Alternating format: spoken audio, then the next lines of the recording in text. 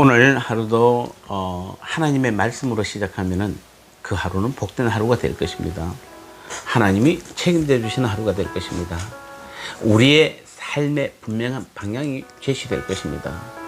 오늘도 우리 하나님 주신 말씀으로 같이 말씀을 나누도록 하겠습니다. 오늘 주신 말씀은 고린도전서 6장 12절 말씀입니다. 제가 봉독하겠습니다. 모든 것이 내게 가하나 다 유익한 것이 아니요 모든 것이 내게 가하나 내가 무엇이든지 얽매이지 아니하리라. 아멘. 우리는 어제 정부에서 예배에 대한 제한 사항들을 상당 부분 많이 발표를 하면서 아마 내일 오후 6시부터 발효된다고 말하고 있습니다. 아마 우리 성도님들도 어제 많이 그 부분에 대해서 우리 청원, 반대 청원의 동의를 많이 해 주셔서 감사드립니다. 자, 그래서 우리는 참 그리스도인의 자유라는 게 무엇일까요? 무조건 반항하는 것이 내 뜻에 반대하는 것이 자유일까요? 아니면 무조건 찬성하는 것이 자유일까요? 오늘 그래서 그리스도인의 자유가, 참 자유가 무엇인지 한번 말씀을 통해서 같이 나눠보도록 하겠습니다. 오늘 먼저 12절에 보니까 모든 것이 내게 가하나 다 유익한 것이 아니다 이렇게 말하고 있습니다. 자, 그 당시 헬라 세계에서는 이원론적 철학이 대부분 주를 이루었습니다. 이 이원론적 철학은 뭐냐면은 몸은 더럽고 악한 것이요 영혼만이 깨끗한 것이다 이렇게 주장했습니다. 그래서 그들은 몸으로 어떤 일을 하든지 죄와는 상관없다라고 생각을 했습니다. 그런 사고방식을 가진 그들에게 갈라디아서 5장 1절에서 바울은 뭐냐면은 그런 그리스도인이 된 성도들에게 모든 성도들은 이제 율법에서 자유한 존재요 율법의 정죄에서 해방되었다라고 선언하니까 고린도 교인들 중에는 이 그리스도인의 이 자유의 개념을 오해해서 모든 것이 내게 가하나 아무에게도 제재를 받지 아니하리다라는 그 말만 가지고 자기 마음대로 생활하는 자들이 생겨나게 되었습니다. 그래서 그들의 생활은 결국 방탕하게 되고 육신적으로 아무리 죄를 지어도 그것이 영혼은 깨끗하기 때문에 죄가 안 된다고 여기니까 당연히 그들의 생활은 방탕할 뿐 아니라 교회도 전체적으로 문란하게 되는 고린도 교회의 모습을 우리는 역사적으로 보게 되는 것입니다. 그래서 바울은 여기서 그리스도인의 그 자유의 개념을 분명하게 말씀드리고 있는 것입니다. 자, 우리 오늘 저와 여러분들은, 성도인 저와 여러분들은 분명히 자유를 얻은 사람들입니다. 우리는 죄로부터 자유를 얻었고 어떤 율법으로부터도 자유를 얻었습니다. 그래서 우리는 정령 자유인이 맞습니다. 그러나 우리의 자유는 무분별한 자유는 아닌 것입니다. 무엇이나 내가 하고 싶은 건 내 마음대로 해도 좋은 자유가 아니라는 것입니다. 무분별한 자유는 방종에 지나지 않고 그것은 오히려 악이 되는 것입니다. 그래서 우리의 이 자유의 개념을 다시 한번 정립해야 되는데 우리의 자유는 첫 번째 바탕이 뭐냐면 이웃을 사랑하는 자유입니다. 베드로전서 2장 16절에 보면은 성경은 성도들이 새로운 삶의 규범을 따라 살 것을 요구하고 있는데 자유하나 그 자유로 악을 가리운 데 쓰지 말고 오직 하나님의 종과 같이 하라 이렇게 말하고 있습니다. 갈라디아서 5장 13절에도 형제들아 너희가 자유를 위하여 부르심을 입었으나 그러나 그 자유로 육체의 기회를 삼지 말고 오직 사랑으로 서로 종로로 타다 하라 이렇게 말하고 있습니다. 그렇습니다. 오늘 성도인 저와 여러분들의 자유는 아무 제재도 받지 않는 내 마음대로 하는 그런 자유가 아닌 것입니다. 사랑이라는 우리 주님의 말씀과 사랑이라는 그 법의 죄제를 받는 자유인 것입니다. 그러므로 우리는 모든 일을 내가 하고 싶은 대로 마음대로 해서는 안 되는 것입니다. 그래서 우리는 다음과 같은 원리로 우리는 항상 어떤 상황이 발생하면은 그 자유를 사용해야 됩니다. 그 첫 번째가 뭐냐면은 지금 내가 하려는 일이 과연 내 신앙에 어떤 도움을 주는지 유익한지를 생각해야 됩니다.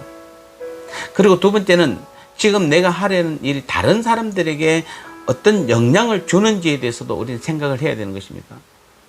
그리고 또 한 가지는 지금 내가 하는 일이 교회와 그리스도의 복음을 선포하는 일에 있어서 어떤 영향을 주는지를 우리는 적어도 이 세 가지를 생각하면서 우리의 자유함을 누려야 되는 것입니다. 나타내야 되는 것입니다. 그래서 우리의 자유는 가장 중요한 겁니다. 예수님의 사랑의 계명을 새로운 율법으로 사용되어야 하는 것입니다. 즉 내가 하는 모든 행동이 예수님의 사랑의 계명과 반드시 부합되어야 됩니다. 맞아야 되는 것입니다. 즉 위로는 하나님을 사랑하고 아래는 이웃을 내 몸과 같이 사랑하라는 그 계명 안에서 우리의 자유는 반드시 행사되어야 되는 것입니다. 우리는 모든 것에서 해방되었으나 사랑의 의무에서는 해방되지 못했음을 우리는 알아야 되는 것입니다. 이 사랑의 계명을 무시하고 자기 마음대로 행동한 사람이 있다면 그 사람은 주님의 말씀에 불순종한 자뿐만 아니라 진정한 그리스도인이 아닌 것입니다. 왜냐하면 그리스도인의 가장 큰 특징은 그 사랑이라는 그 말씀의 법 안에 있는 사람들이 바로 그리스도인들이기 때문에 그렇습니다. 그런데 우리가 이것을 무시하고 불순종해버리면은 그건 그리스도인이 아닌 것입니다. 우린 자꾸 교회 다니는 것만으로 내가 그리스도인이라고 생각하고 내가 기도하고 예배 드리는 것만으로 그리스도인이라고 생각하지만 하나님이 말씀하시는 성경에서 말씀하시는 그리스도인의 가장 기본적인 기준이 바로 뭐냐면은 사랑의 법 안에서 사랑 말씀 안에서 행하는 참된 자유를 누리는 사람들을 그리스도인이다 이렇게 말하는 것입니다. 아마도 내일 저녁 금요일 6시 이후로 예배법이 발효된다고 말하는데 참 우리는 종교의 자유를 얻은 대한민국이죠. 우리 모두는 종교의 자유를 가진 사람들입니다. 그래서 우리의 이 종교의 자유를 우리는 주장할 권리가 있습니다. 그러나 주장할 권리가 있다고 해서 예를 들어서 우리가 폭력을 행사한다든지 무차별적 어떤 행위를 하는 것은 옳지 않는 것 같습니다.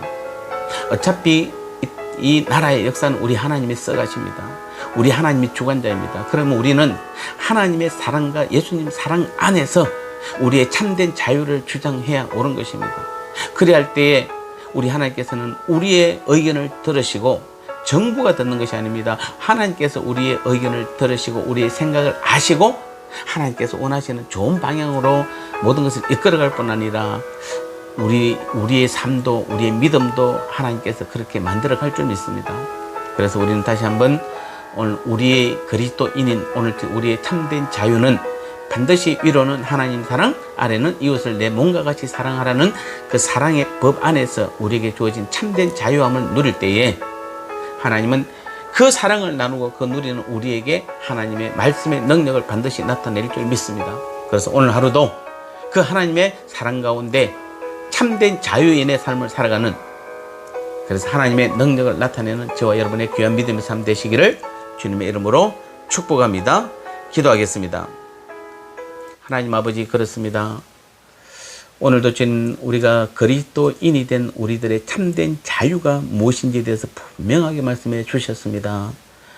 아무리 우리에게 예부적인 조건이 가해진다 할지라도 우리는 하나님 사랑과 이웃을 내 몸과 같이 사랑하는 그 사랑의 법 안에서 우리의 참된 자유를 누리게 될 때 그 모든 책임은 그 모든 승리는 우리 하나님께서 우리에게 허락해 주시고 이끌어 가실 줄 믿습니다.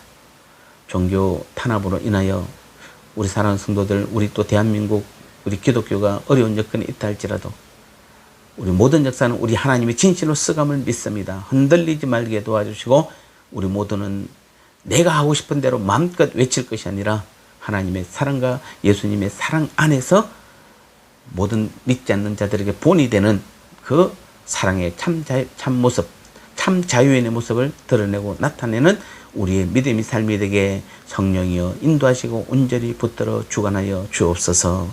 예수님 거룩하신 이름으로 간절히 기도드리옵나이다. 아멘.